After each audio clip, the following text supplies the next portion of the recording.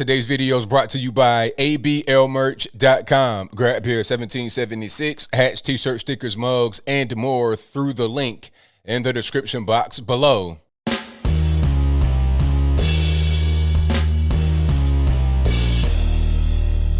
How's everybody doing? My name is Anthony Brian Logan, and today we got to talk about an attempted hate hoax caught on camera and debunked right away. Now, before I get into the video, which I do have, of course, I got to back up a little bit here and explain to you what's going on.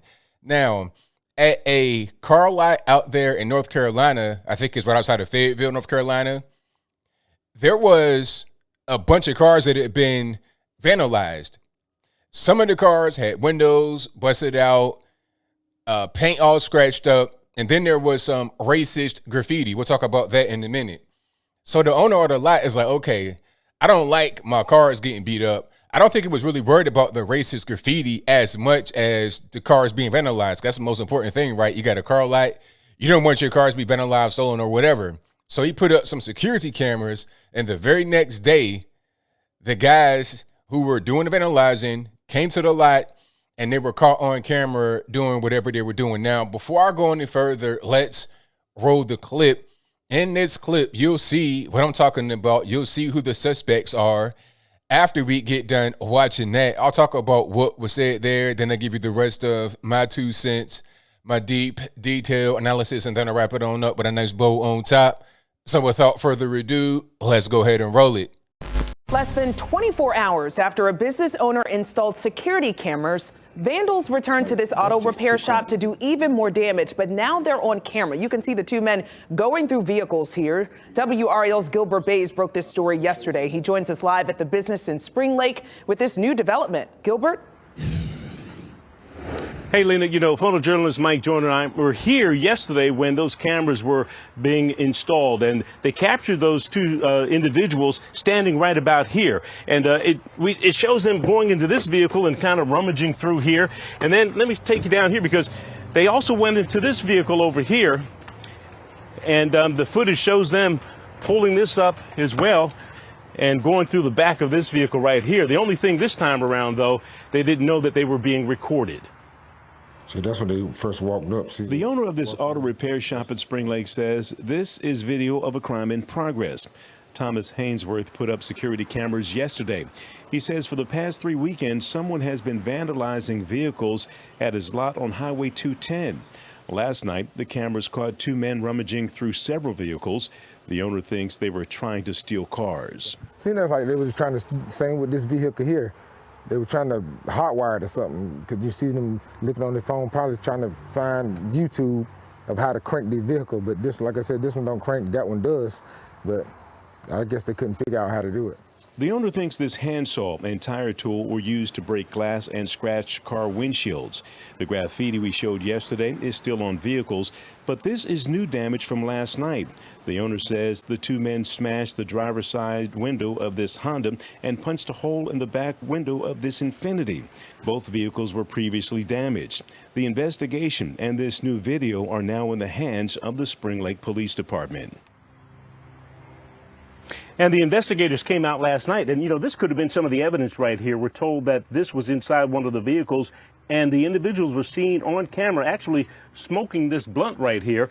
The Spring Lake Police didn't take this. They did go around and look at some of the vehicles, but we're also told that they did not take any fingerprints on any of the vehicles out here. Lena, coming up at 5:45, we're going to tell you exactly what the police chief in Spring Lake said about why they did not take the fingerprints. All right, so you saw that, you heard that. Now, there's a lot to unpack. I'm not really sure where to start. The elephant in the room, well, there's quite a few elephants. You got a whole jungle of elephants in the room. But the very first one is the dead giveaway that this is going to be a hoax is the Janky swastika. I mean, come on. If you're a real white supremacist, you would at least know how to draw a swastika properly. All right.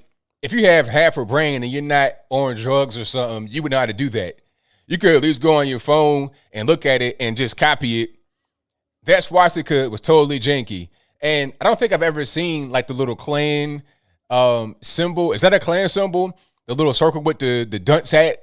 I've not really seen that as some type of racist symbol.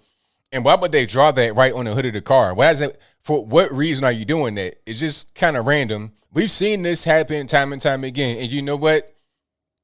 Shout out to the owner for installing the security cameras and releasing the footage. Because normally what happens in cases like this, you have guys that do it to themselves. We all know about Juicy Smouye. That's the most famous hate hoax or attempted hate hoax. He almost got Chicago caught up in a race riot because of it, talking about, oh, these white rednecks came out and it's 1,000 degrees below zero in the polar vortex. It's snow and ice everywhere in the middle of the night, and they threw bleach on my face. They put a rope around my neck, tried to lynch me, all this and that. He went to Subway, got a sandwich, ate the sandwich, but he still had the rope on his neck. And then it was like some Ace Hardware string. It did the dumbest thing in the world. And then the two white guys were really two big bodybuilding Nigerian dudes. The dumbest story, the dumbest concoction, the silliest thing ever. But we've seen it over and over again. Bubba Wallace with the garage pool talking about, oh, it's a noose. I mean, we've seen this over and over. There was another situation where there was a business owner who was talking about, oh, these guys, they're putting racist graffiti in my shop. They tore my shop up. They stole my flat screen TVs. Meanwhile, they, meaning the police and probably just regular normie civilians, caught the store owner, the black guy, riding around town with his own flat screens in the bed of his truck. Not even covered, just out there like there's nothing going on. It's like, sir, I can see your TVs. You're talking about the white man stole it. You got him in your truck. I see him. You don't have an expedition. They're not covered up. You got a flatbed pickup truck, a regular flatbed pickup truck with flat screen TVs in the back. What are you doing, sir? So normally it's the person that is claiming some type of racial incident that does it to themselves. In this case, you had these, I don't know who these guys, teenagers, young adults, I don't know what's going on. You got these guys beating up cars, smashing them for no real reason. This does not appear to be some kind of big ticket car lot. You're not going to the Bentley dealership. You're not going to the Audi dealership. You're just beating up on a lot of cars that, quite frankly, are probably just hunks of junk. You might as well go to the junkyard and do that. But it's not a junkyard. It's this man's business, so he wants to protect it. So shout out to him for installing the cameras and making that happen. But it's to the point now with all these hate hoaxes that I'm surprised when a white guy is actually racist and does some type of hateful thing. I'm surprised. I think it was one story I saw where they caught a white guy doing something like this. I'm like, wow, he's actually white. I'm shocked beyond belief when something like that happens because it's so common for it to be the other way around. And this goes back to this whole thing about, white supremacy, white man this, white man that. Is it really an issue with the white man and white supremacy and hate groups and all this and that? Is there really an issue with, quote unquote, stop Asian hate, at least as it relates to the white man doing things to the Asian? Is that really a thing? Or is it something that the mainstream media has dreamt up and they want you to believe? Because quite frankly, I don't see any evidence of what they're talking about being real. It's not real. It's fantasy. It's fiction. It's false. It's just not reality. So as I close, I want to say this. You hate hoaxers are making it more difficult for regular normies to be believed when there's an actual hate crime that happens. I'm not saying that real hate crimes don't happen. I'm not saying that real racially motivated attacks don't happen. These things do happen, of course.